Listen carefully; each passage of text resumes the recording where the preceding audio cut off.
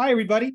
I'm Bob Bowman, Editor-in-Chief of Supply Chain Brain. I want to welcome you to this webinar presentation on embracing technology to deliver a compliant global supply chain within a foreign trade zone, presented by Thomson Reuters. Now, Thomson Reuters One-Source Global Trade is a comprehensive trade automation solution designed to help multinational corporations increase efficiency, reduce costs, manage risk, and seamlessly meet import-export compliance regulations around the world. One quick note, there will be a question and answer session at the end of this presentation. Audience members are encouraged to submit your questions at any time during the presentation by clicking on that Q&A icon at the bottom of your screen. Now, as businesses look to expand both nearshoring and onshoring capabilities, many are taking advantage of the benefits provided by a foreign trade zone. FTZs allow importers, exporters, large and small, to defer costs such as customs duties, taxes, and tariffs, improve speed to global markets, increase competitiveness, and minimize encounters with bureaucratic regulations. So today, we're going to hear from 3 experts on how to manage FTZ operations across all industries and evaluate them as part of a broader supply chain management strategy. With that, I'd like to introduce our speakers for today.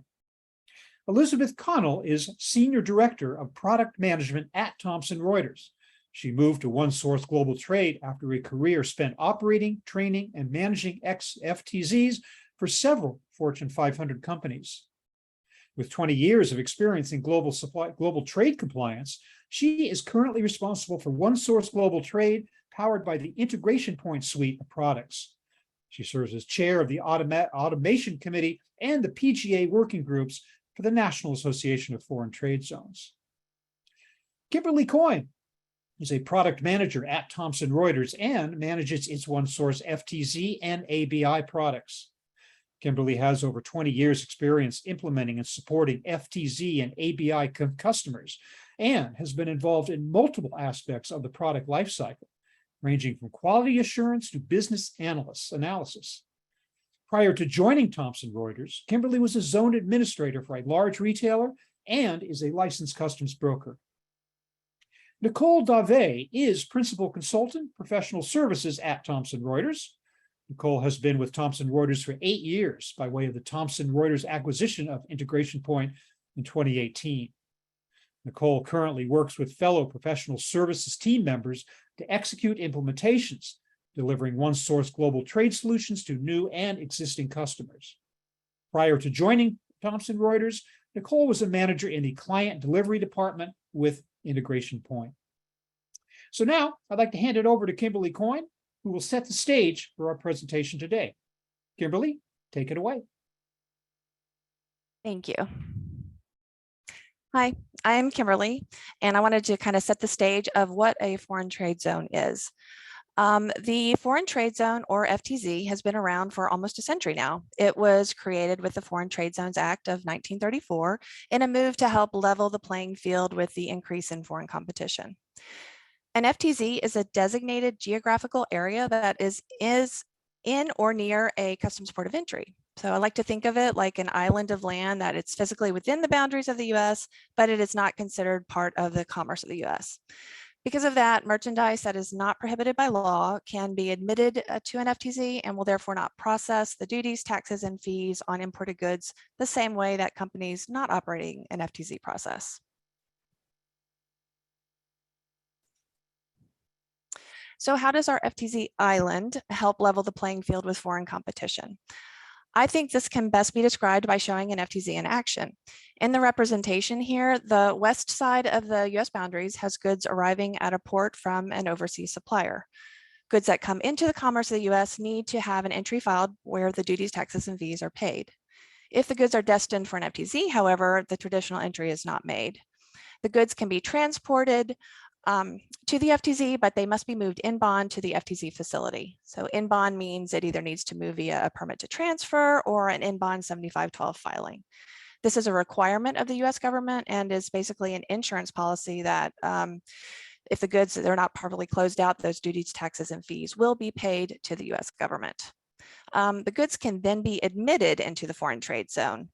They are admitted via an E-214. It's like an electronic filing of the 214 admittance document to CBP. This is a distinction from the traditional goods being entered on an entry summary for duty payment. With the admittance on an E-214, there are no duties, taxes, or fees collected at that time. Once they are admitted, the FTZ goods can stay there indefinitely. There's no time limit. So once the goods are determined to leave the zone, however, their destination will determine the type of filing to be made to the US government and what duties, taxes, or fees would be paid, if any. So if I'm looking at my map here, if I follow the top path of the goods leaving the FTZ1 location, they are going to ship to a facility that is in the commerce of the United States. Because of this, now is when I'm going to file my entry summary.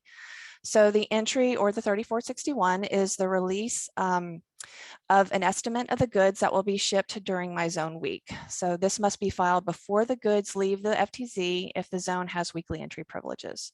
During the week, the goods ship, and at the end of the week, the zone files the entry summary, or the 7501, where the duties, taxes, and fees are then paid. I'd like to point out here that since the entry is filed only one time per week, those under weekly entry privileges, that merchandise processing fee that is due on every entry that's filed, and as of October 1st of this year, it's going to increase to be a maximum of $575.35. That's only going to be paid one time per week. So if you max that, that fee out on your entries, you are only paying that fee 52 times a year, as opposed to the MPF paid on every entry where a non-FTZ imports into the country. So when they do that, this can be a substantial savings for many companies that do a high volume of importing. If I follow my lower path in my map, I could decide to do a zone-to-zone transfer from my zone 1 to another zone 2. As an FTZ, I can ship or receive goods to and from other foreign trade zones. I can streamline my supply chain and source or ship from other FTZs to continue to defer my duty payments until later in the process. If I ship to another zone, I will again need to ship my goods in bond to ensure that potential duty with US Customs is protected, since they haven't been paid yet. At my FTZ2, I would then file another E-214 admittance, and that's so the US government has the visibility of the goods during their the movement through the zones. Again, though, no duty, taxes, and fees are paid at this point because the goods still have not entered the commerce of the United States. Continuing in my example, I could ship from my FTZ2 facility to the commerce of the United States, just like I did from my FTZ Zone 1. And then like that, my steps would be the same. I would file the 3461 for my release, and then after my week of shipments, I would file my 7501, which is the entry summary to pay the duty, taxes, and fees. All this time, I have deferred my payments of duties, taxes, and fees from that original port of arrival through Zone 1 and now into Zone 2, which has kept the cash flow in my possession. I will also, again, still be paying that weekly MPF fee only one time per week. And finally, from my FTZ2, I could also export goods to a foreign country. So if I follow this route, I will again move my goods in bond from my FTZ2 to the port of export. So the duty is insured with US Customs. Once I arrive and export the goods at the port of export, however, I will never pay those duties, taxes, or fees on that exported foreign material from my zone. So I've kept the capital the entire time instead of having to make an entry, pay the duties, and try to file drawback where I would not get a full refund of what was paid. So all in all, utilizing a foreign trade zone for importing and exporting processes can save companies money and increase competitiveness.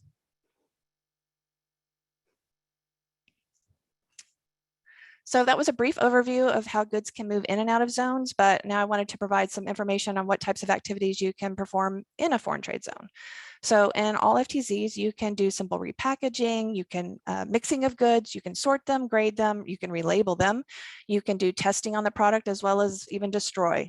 Storage of the goods have no timeline for removal, which is a nice benefit when managing supply chain challenges.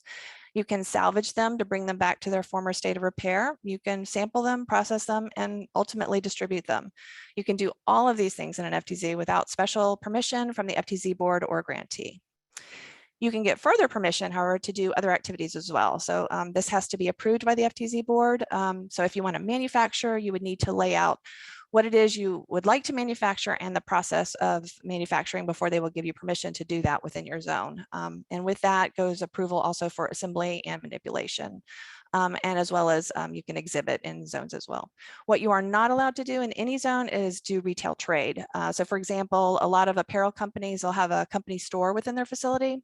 So if you are setting up your zone, this retail store must be marked as outside of the FTZ when designating your FTZ boundary lines, because CBP does not allow you to do retail trade within the 4 walls of the zone.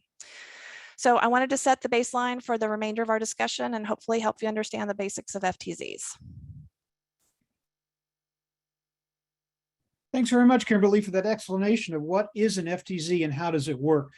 We're now going to move into the panel discussion portion of our presentation. Let's bring up our other speakers, Kimberly Coyne and Nicole Dave as well. And I'm going to direct this first question, though, to Liz. Liz, what are the challenges with global trade that are making companies consider or reevaluate the FTZ program right now? Yeah, Bob, that's a really great question. I think there's so many factors forcing trade compliance professionals and supply chain leaders to really evaluate all aspects of their supply chain and compliance programs right now. I think maybe the top 3 factors would be maybe regulatory changes. So things like sanctions and retaliatory tariffs that are causing companies to be desperate to find ways to protect their bottom line. Foreign trade zones do that, right? They have real tangible benefits that have significant savings for companies. There's the supply chain challenges that you referenced in the introduction, right? There's port congestion, near sourcing, supply chain shortages. The most recent thing we're seeing is companies challenged with too much inventory, kind of bouncing back from the shortages last year to having warehouses overflowing and needing to find space to put this stuff.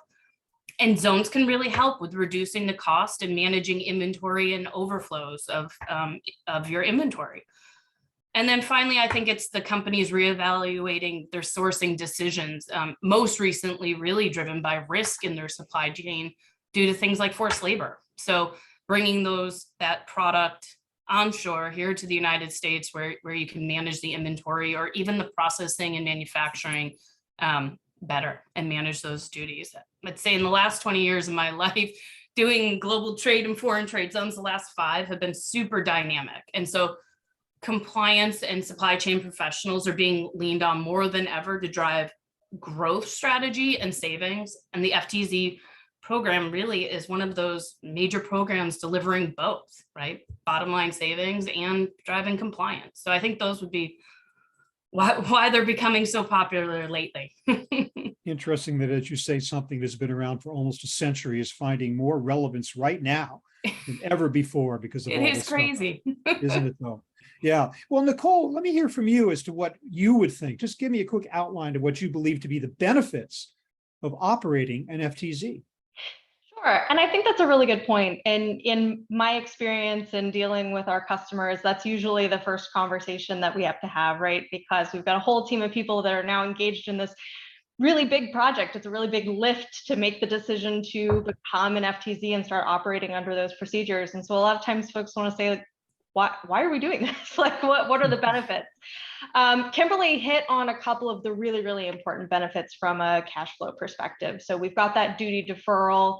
Essentially, we can kind of put off or hold off on paying those duties to customs up until the point in time where we actually do make entry on those goods and bring those goods formally into the US. On top of that, again, kind of Kimberly mentioned it, but that MPF saving. So when you're making entry on goods that are arriving at the US port, every time you're making entry, you're having to pay that MPF maximum. And under the FTZ weekly entry procedures, you've got that opportunity to make a bunch of savings just by making entry once a week, as opposed to making entry on every single shipment that comes into the US. Again, if you're a high volume importer, you're going to make a ton of savings on that. And that's just in terms of, how frequently are you making entry? In addition, we've got some of those other types of savings that are going to be based on the types of business activities that are happening within the FTZ. Do you do exports? Are you re-exporting this merchandise out of your foreign trade zone so it never comes into US commerce? that's a real good opportunity to say, hey, we're bringing jobs, we're bringing activity into the US, but we're not actually paying duties to US government because we've re-exported that merchandise. And we're not having to go through, like Kimberly said, all of that rigmarole, right, of going through drawback. Anybody done duty drawback filing, oof, it's a time and a half to get through all of that. So the FTZ, although upfront is a lot of work to kind of get that system up and running, and in the long run, you're really taking advantage of an easier savings opportunity for those exports. I would add on to some of the benefits of the FTZ and just say that there are some states where you've got some state-specific tax benefits. So if you are interested in operating an FTZ, take a look at what your state offers. There are some really great property and state tax savings that folks can take advantage of. But then there's also some a little bit more warm and fuzzy types of savings and benefits that folks are going to take advantage of. The first is going to be inventory control. So I know that you can't necessarily put a number on inventory control, but in order to operate an FTZ, you've got to have really stringent inventory control procedures. And so a lot of times this is a really nice side effect of setting up an FTZ, is now all of a sudden you've got great visibility and control over your inventory. So a lot of folks really like to kind of shine the light on that as, hey, look at how much we've improved our warehouse operations. And you also have to really develop a great relationship with your local customs officers. So you may not have had that really close bond and close relationship with your customs officer before becoming an FTZ, but I'll tell you, you're probably going to have a much closer relationship with them once you've established that FTZ warehouse, because you've really got to, coordinate with them and have a great relationship as you're kind of going through that setup process. So a lot of monetary savings and monetary benefits, but also some of those non-tangible benefits that folks are really going to take advantage of. Make a really compelling case there. Thank you very much for that. And one of the concepts associated with the FTZ today is that of the so-called inverted tariff. Kimberly, tell us how that works. So the inverted tariff, and we have an example here, is another benefit for manufacturing within a foreign trade zone. So I wanted to give an example of what an inverted tariff is and how it works. So if I'm a manufacturer of goods here in the US, I am potentially competing with companies all over the world that may make a similar product to what I'm making. And chances are some of the components I need to manufacture my materials may not be something that's made in the US either. So because of that, if I am not an FTZ and I'm sourcing those goods from foreign suppliers, I would need to pay those duties, taxes, and fees on those component parts before I can even begin to manufacture my finished good. So let's use an example of a car manufacturer in a pretty simple scenario here. So my car HTS in my example has a duty rate of 2.5%. If a manufacturer overseas makes cars and imports the cars into the US, they will pay a 2.5% duty rate on the value of the car upon import into the US. If I am not an FTZ and I manufacture a car, I may foreign source components of my car, such as tires and batteries. So the tires have a duty rate of 4% and the batteries have a duty rate of 3.5%. When I import the goods, I will pay those rates on the values of those goods. So not the 2.5% on the entire car like the overseas competitor, because when you make a traditional entry on a finished good on import, you do not have to break down every piece and part of that good to pay the individual parts duty rates. So as a US manufacturer, not in an FTZ, if I make 10,000 cars, the duty I will pay on those imported foreign tires is $48,000, and for the batteries, it'll be $14,000. That can be significant in cost differences and make me less competitive when I make cars in the US. But if I'm a foreign trade zone, I can source those same tires and batteries from that same foreign supplier. I am not paying those duties when I admit those goods as non-privileged status into my foreign trade zone. They can stay in my FTZ duty-free until I bring them into the commerce of the United States. So if I use those same tires and batteries in the manufacture of my car and then ship those cars into the commerce of the US, I will make entry on the car HTS that has that 2.5% duty rate of the value of those foreign components that made up those cars, just like the overseas manufacturer. I don't report the tires as 4% and the batteries as 3.5% on my entry. So therefore, I'm competitive with the foreign car manufacturer and my savings will be the same as theirs. Let's take it a step further and say that I'm exporting my manufactured cars from my FTZ overseas to Europe. Since I'm not bringing those cars into the commerce of the United States, I can move the cars in bond without paying the duties and then export them. I have kept all of the capital on my imported materials that I would have had to have paid if I were not an FTZ. So all in all, manufacturing in a foreign trade zone, it helps keep you competitive. It helps keep US jobs here in the country instead of moving these production facilities overseas. Okay. Great. Thank you for that. So Liz, let me ask you this additional question though, and that is like, what's happened? Say my finished good has a higher duty rate than a component of the finished good. What happens then? Yeah, Bob, you're really getting into like FTZ 200 course here. This is Sorry, I'm in the weeds, I guess now, right? Yeah, you're leveling it up. So Kimberly, you did a great job talking about the inverted savings of that leveling the playing field to make US companies competitive. And there is this scenario, Bob, like you mentioned, where maybe my component has, in this example, like to play along with Kimberly's story or narrative, right? The headlight on my car had a 0% duty rate. So I wouldn't want to be punished and pay the 2.5% of the finished good, right? There's something called zone status within the zones program. And again, this is sort of a 200 level course, but it's important to understand because this whole inverted savings, you're not going to be punished by putting a lower duty rate component in. You can privilege a product, which basically locks in the duty rate at the time of admission. So admission is when you brought it into the four walls of the foreign trade zone. So this headlight came in as a headlight. It had a 0% duty rate. And if I privilege it, it will forever be a headlight and it will leave as a headlight from the zone. So those components with a lower duty rate, you can still keep that, right? And while the tires with the higher duty rate stay in what's called a non-privileged foreign status, which means at the time it is leaving the foreign trade zone, it takes on the duty rate of what it is. So the tire becomes a car and it will get the 2.5% duty rate. So overall, I think it's really just important to understand the components and the bill of materials going into your finished goods when you're an FTZ that makes manufactured goods. Now, it's important to note, I know the last two slides have been really heavy on manufacturing. You don't have to be a manufacturing zone to take advantage of the FTZ program and savings. I think Nicole highlighted it really well, that MPF savings, that entry savings for distribution zones can tally up to millions of dollars for many companies, right? Those fees you're paying. So don't take these two slides to say you got to be manufacturing to get in the zones program. Distribution zones are very popular as well.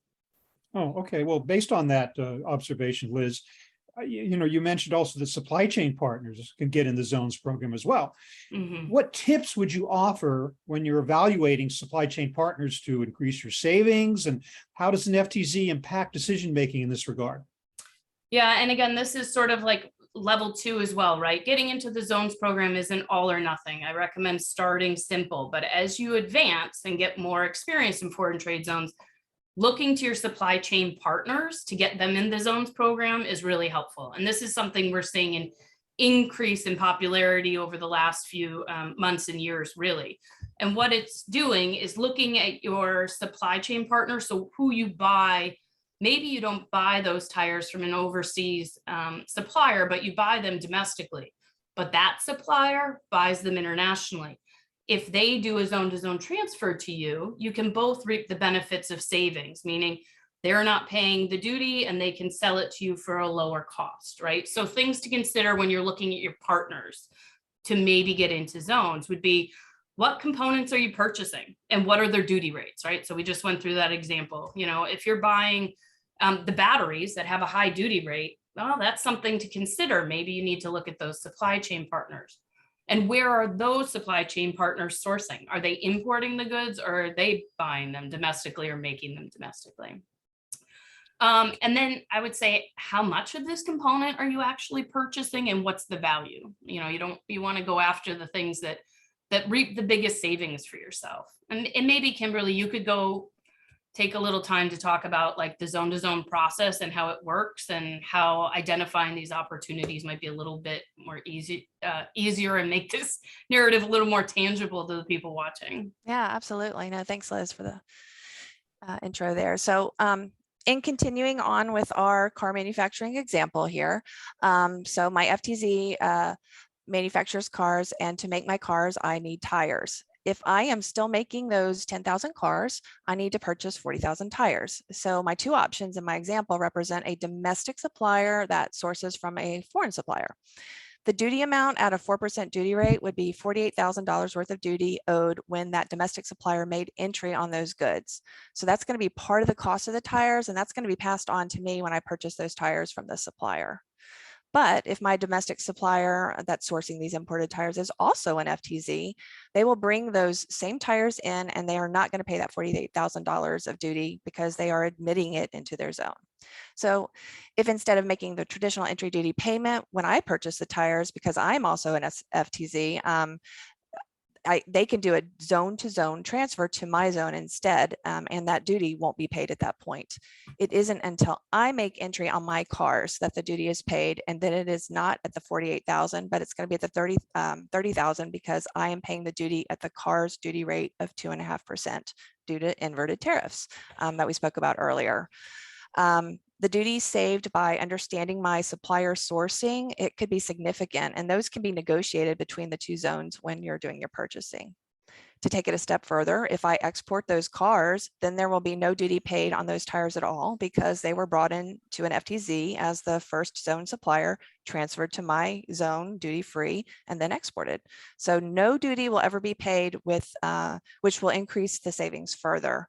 So having this process where your materials are moving through zones is attractive to buyers overseas because it keeps you competitive with foreign suppliers by reducing your costs.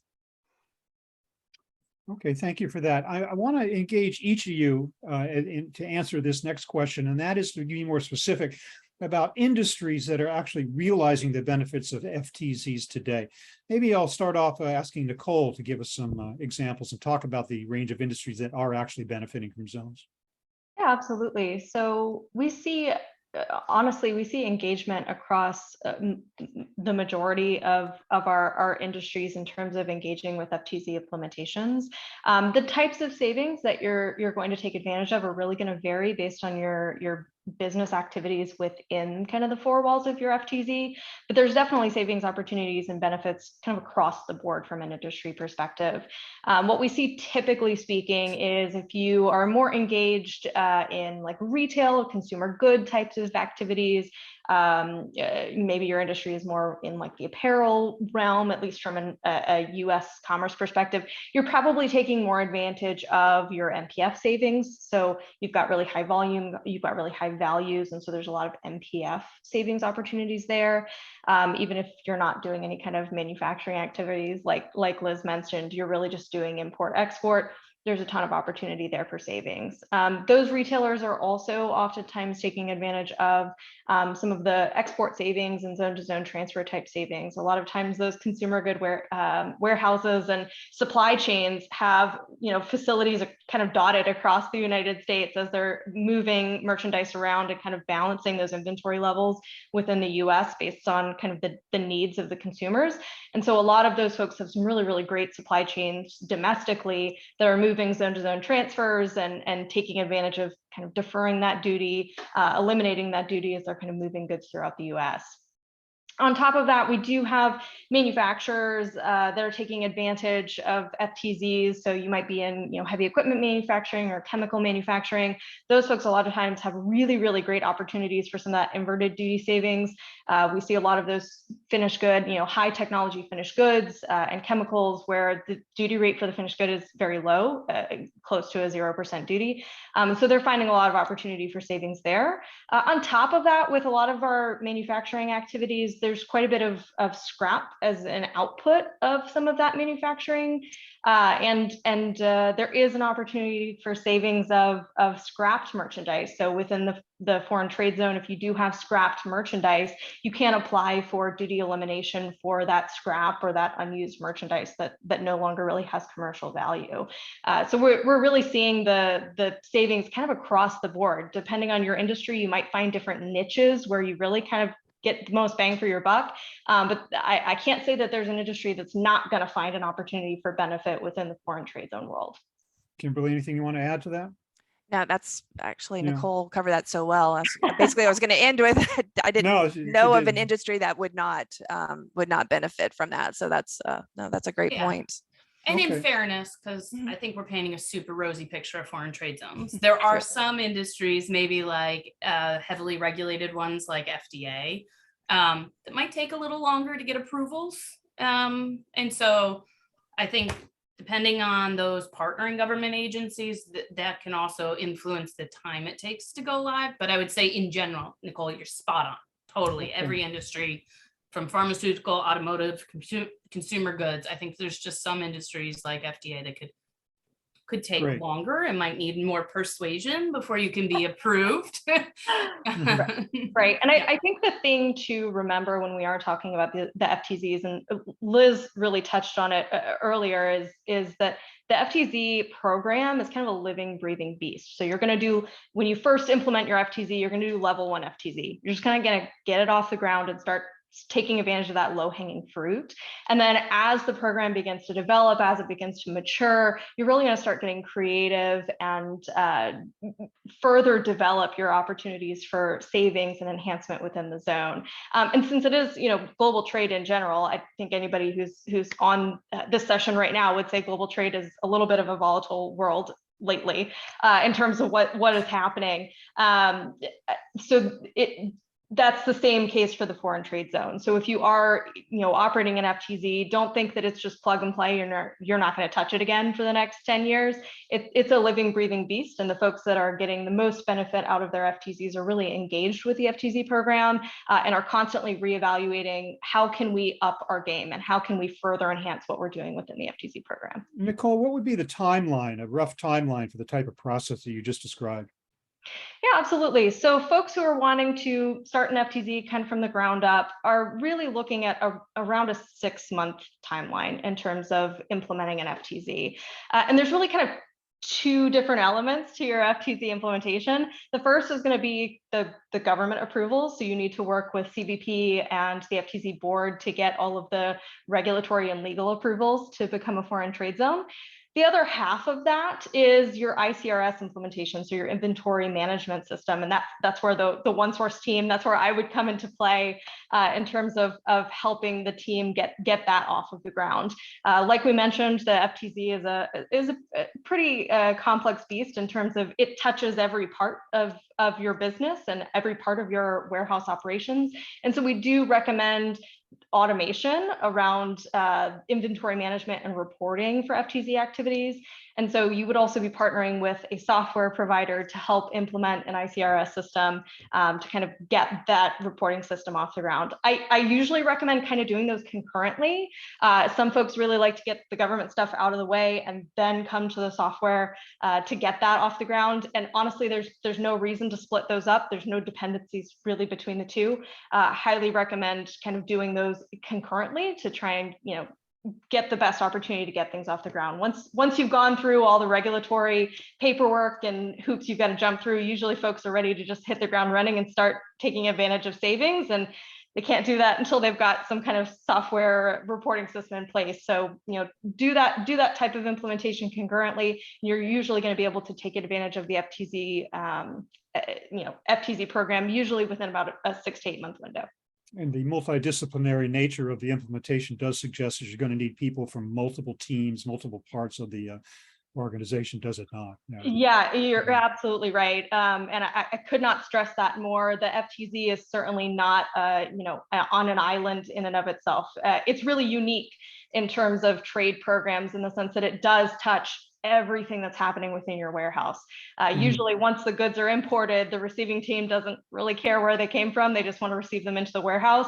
Now, all of a sudden, we really care a lot where this stuff came from, and we've got to have really clear tracking and reporting on it as it moves through the warehouse, because we now have goods within the 4 walls of our warehouse that we have not paid customs for, and customs now really cares about that stuff. The 4 walls of the FTZ. So yeah, if you are going to start taking advantage of the FTZ program, you're going to want to engage across the board with folks who are in your DC, inventory controls, purchasing, and I would also engage with your compliance team, so legal and compliance on your own side, but then also engaging with a compliance consultant.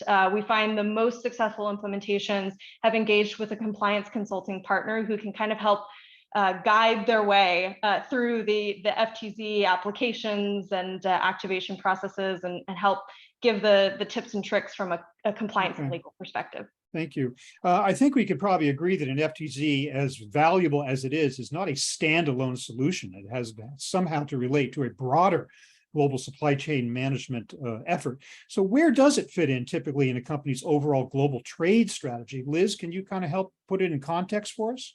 Yeah, I think you're right, Bob. It's more of like a piece to a bigger puzzle. It's actually a really good jumping off point for companies. So the FTZ, as Kimberly and Nicole mentioned, gives you unbelievable visibility to your entire supply chain.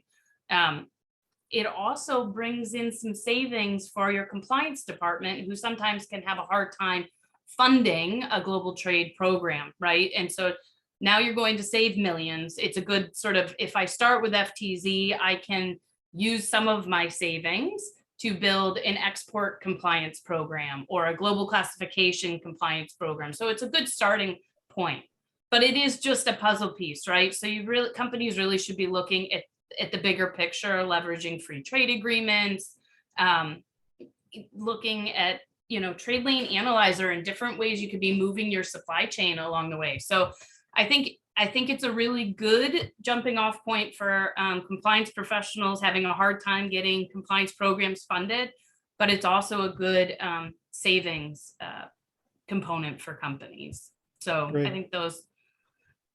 All right, then. Well, we have a lot of excellent audience questions waiting to be answered. So I'd like to move now into the Q&A portion of our presentation. And thanks a lot for that great presentation, all of you. That was some really good information, both in the weeds and high above as well. So I'm just going to start with these questions. I'm going to kind of throw them out and see who might want to take them. This particular questionnaire wants to know if there's any unique benefits of operating a bonded warehouse versus an FTZ. That's a good question. We get that a lot at the beginning because unlike classification or import or export, all of you as trade professionals have probably done it before. Bonded warehousing and FTZ is typically new to companies, so trying to understand the benefits of the two. I would say the biggest benefit is you have more flexibility with what you can do in a foreign trade zone versus a bonded warehouse.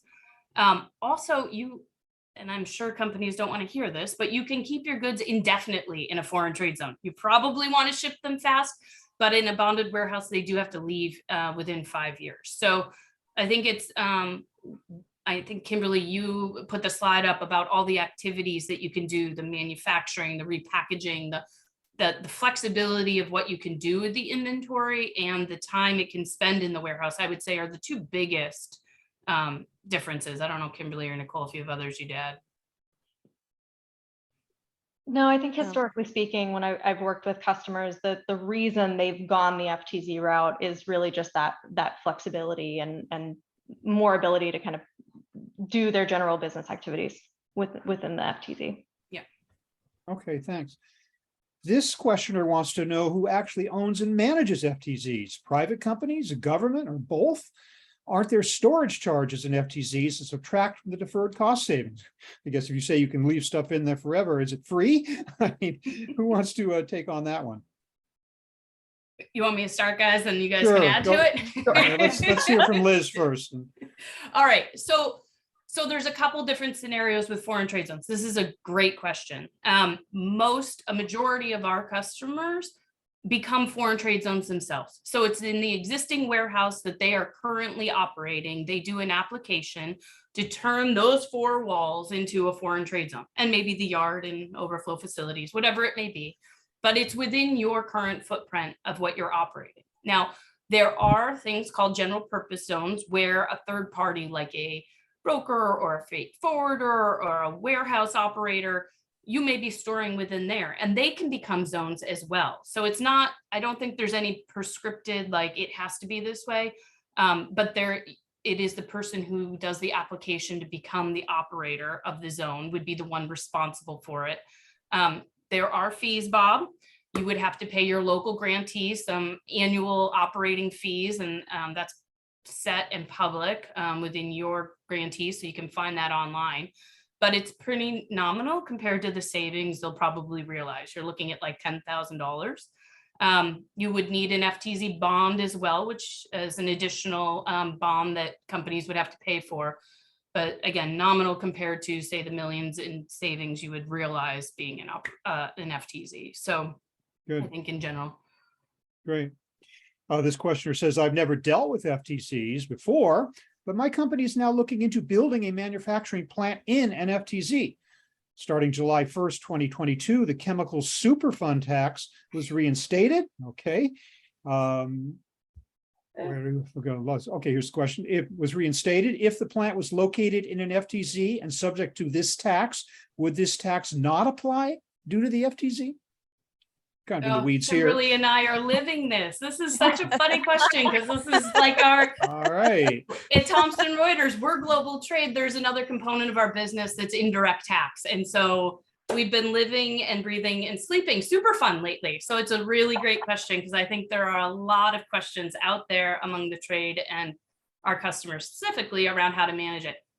Unfortunately, you can't get around Superfund, but what a foreign trade zone does give you is the duty deferral savings on those duties. You also eliminate the export duties. If you export, it also gives you better visibility for Superfund reporting, which I think many companies are struggling with right now, is how do I track it? So you still have to pay it, but this makes that whole experience of Superfund reporting easier and offers, you still have the like FTZ savings to protect your bottom line due to this new taxes you're paying.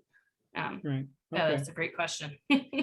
One of you referred earlier to the need to have tight inventory control over what is actually in an FTZ. So this questioner is saying, what characteristics should a company look for in an inventory control record keeping system, or ICRS, to ensure compliance? Sure. So I think the things that folks need to be really aware of is, number one, what kind of reporting can you get out of the ICRS system to ensure that nothing's getting missed, right? One of the key elements of a healthy ICRS system is clean inventory balancing between your ERP system or your WMS system that's actually tracking the physical movement of goods in and out of your warehouse, and the ICRS system itself. If inventory is nice and clean and balanced between the two, you've got that really good warm feeling that everything's okay and you're not missing anything, because we want to make sure nothing's getting missed. That, a missed transaction is now a compliance risk. And so we really want to make sure we've got clean balances to ensure, hey, everything that is physically happening within the warehouse is being reflected in my ICRS system. So I would say that the one really key thing to take a look at is what kind of reporting are you getting out of your ICRS system to ensure that on a regular basis, and in my opinion, it should be daily, you're confirming that inventory is remaining clean and in balance. The longer that stuff kind of is allowed to linger or kind of get out of hand, the more difficult it's going to be to determine root cause and get to a correction for. So that would be my recommendation. I think also just making sure that your ICRS system has a plan or has a best practice in terms to how to handle all of your different types of activities that are happening within your warehouse. Because every warehouse is different, every business practice is a little bit different. Everyone's got a little bit of that minutia of, hey, we do this really weird thing. So making sure the ICRS system has best practices to handle each of those is going to be important as well. Okay. This questioner is addressing a question that I don't think we've talked about today, but it's on everyone's mind all the time, and that is security. Are there any security processes used to ensure that goods designated for an FTZ transported from a port of entry get there without diversion? Yeah. So goods moving to a foreign trade zone do have to move to the zone in bond. So we leverage a program called QPWP, which you're going to ask me what that acronym means. And there's a rumor it means quick processing without paper, but that's actually not true. But it's an electronic in bond movement that has to be filed before the goods leave the port. It moves goods from one location to another, obligating that carrier's bond or the FTZ operator's bond. And you're saying where it's going. And once it's on that QP, it does have to get arrived. And then the 214 is filed upon admission, meaning receipt into the warehouse. All of this is done electronically. So you can move goods quickly in an automated fashion, but there is that inbound movement to track goods. So again, if you're not paying customs their money, right, they're going to want tighter controls. They're going to want better visibility. And so this automated filing at each of the milestones. So before importation, arrival at the zone, a receipt or admission into the foreign trade zone upon shipment or export, right? There's these milestone electronic filings that the zone operator will have to do. Yeah, Great. and I think that speaks to security for goods that are moving into the facility. I think it's also important to note that if you are establishing an FTZ, there are going to be certain security standards that CBP wants you to meet just in your warehouse itself. So they're going to want to see that you've got secure fencing and cameras and alarms and things like that to ensure that once the goods arrive in your warehouse, they are safe. Again, like Liz said, CBP has not been paid. They're going to want to make sure they get paid. And so they want to ensure that if those goods are in that warehouse, you've got nice, secure boundaries and barriers so that goods can't, suddenly disappear or walk away from the warehouse. So just another important kind of security topic to kind of keep in mind. If you are establishing an FTZ, you are going to have to meet certain security standards within the warehouse itself as well. Yeah, and I'll just add that they're going to do a security walkthrough. Customs will come in as part of your activation and make sure that the security is sound to keep those goods safe. But all in all, it's a benefit, ultimately for your inventory. So it doesn't hurt.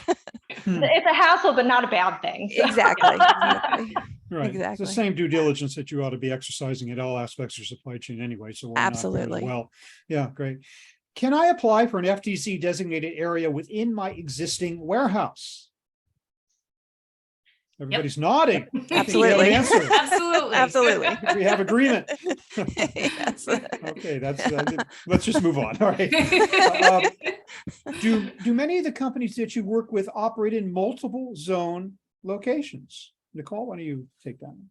They do, yeah. So there is certainly a value of having multiple locations. And I know one of those scenarios that we talked about was, if you're a consumer goods retailer or something like that, you've got multiple warehouses across the United States. There's going to be a benefit of being able to kind of balance inventory levels and meet demand for certain regions.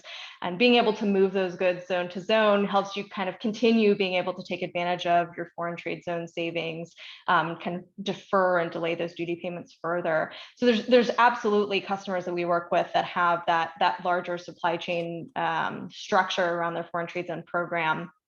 What I would say is the folks that are using that model are really taking advantage of some economies of scale there in terms of the implementation of multiple FTZs. The most difficult FTZ to implement is your first FTZ because you're learning a new language, right? There's a whole new set of rules. There's a whole new set of, a whole new rule book that you're having to follow. So that's the most difficult opportunity. You're having to get stakeholder buy-in and teach everybody how to spell FTZ and go through all the security walkthroughs that you've never done before. So that's kind of the biggest lift and the scariest time. From there, you've done it before. You kind of understand the technical requirements, the customs requirements, and you're going in with your eyes wide open. And we find that the folks who've implemented 2 zones, that 3rd zone is a lot easier, and that 4th zone is even easier because they've already got all of these lessons learned in terms of how the FTZ impacts their business, how the FTZ interacts with their ERP system.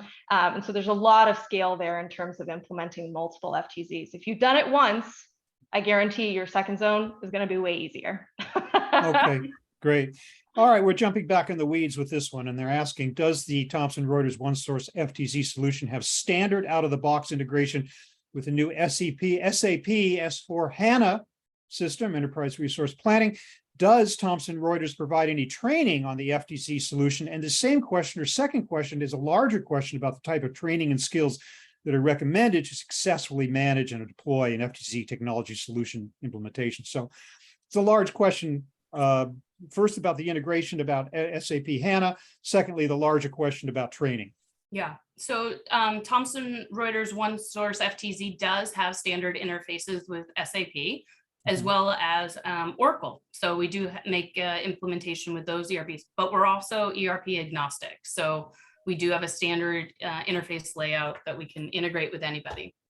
And then you had a second question. About training and That's a training in great general. What's question, involved and in I'll that? hand it to Nicole because she is our FTZ training guru. There we go. Yeah, absolutely. So as a part of any FTZ implementation, there is always going to be an element of training. So, as a part of our standard implementation, we're absolutely going to train you on our platform. So how do you go about running your FTZ from a daily, weekly, monthly, annual perspective? How do you get to all the tools and features that you need to be able to run your zone? On top of that, inherently, there's always an element of educating our customers on what is FTZ and what does that mean for your business. So I am certainly not a compliance consultant. I'm not going to get in the weeds of all the legal minutia, but we're absolutely going to be having conversations about what is FTZ, how does it impact your business, and there's absolutely elements of training there from an FTZ perspective, not just the software, but how does it impact your business. Okay, So great. absolutely. And Thank Nicole, you're also offering an FTZ certification, if I'm not mistaken, at our Synergy conference for our customers, right? Yes, absolutely. So training is a big element of what we do, right? And constant continuous education for our customers is really important. So we have a wonderful training platform with our OneSource University platform where you can access a number of different training tools, one of which is live webinar sessions, similar to this, where we would all get together and talk about key elements of the FTZ tool. And we're kind of pulling all of that material together into one massive FTZ. It's actually 2 massive FTZ training days where we're going to hang out for about 10 hours and talk FTZ all day, every day, which is great for me. I'm going to have a great time. I hope everybody else does too. Okay, guys, we're getting low on time, but I have one more question here that requires a pretty short answer, and that is, where can I find out more about FTZs? Great question. I'd highly recommend the NAFTZ, which is the National Association for Foreign Trade Zones. They're an unbelievable wealth of information related to the program, and advocate for the program. I'd also say the FTZ board website has all the information you need about applying to become a foreign trade zone. Okay, great. Thank you very much. No, indeed, we are just about out of time. We've gotten to as many audience questions as we can, but have not managed to get them all. But great questions so far and great answers as well. But I do want to ask this one final question. Maybe I'll start with ask Liz to address it. What next steps would you offer the audience listening to today's webinar? Yeah, that's a great question. I think I'd have 4 takeaways. The first would be engage a consultant. FTZs are new and complicated, and having them navigate the application activation, it will make your whole experience a lot easier. 2, kind of to follow up on what Nicole said, engage stakeholders. It's important to get your inventory control, your IT department, your compliance, supply chain, all involved. Get their buy-in and get them excited. 3, I think I'll go back to my start simple. It's not an all or nothing program. You can start with what brings you the most savings, look to expand as you grow and your FTZ domain knowledge expands. So looking at those supply chain partners, other commodities, new products, new warehouses. So start simple. And finally, 4, prioritize automation. We talked today that zones have daily, weekly, monthly, quarterly, annual obligations for reporting. And so having an automated system that helps you track and optimize your savings will lead you to the best success, I think. Yeah. So I think And those are my maybe- 4 takeaways. Maybe the coming of automation technology is one of the things that's making FTZ so compelling today compared with the years that they were around with manual processes. But however, unfortunately, we are out of time. Thank you so much. Audience, any questions we didn't get to, I'm sure that our panelists would be only too happy to answer them offline. But for now, I want to thank Liz Connell, Kimberly Coyne, and Nicole Dave so much for your absolute expert insights into the benefits and the workings of the foreign trade zone today. Thank you so much. Audience members, if you want to learn more about this fascinating topic, or you want to speak with one of Thomson Reuters global trade experts, there is a URL for you to contact. You don't need to desperately copy it down right now, because that will be sent to all attendees of this webinar. So again, thanks to our great speakers. Thank you so much, audience, for your listening in and for your great questions. And everybody, have a great day. Thank you. Thank you.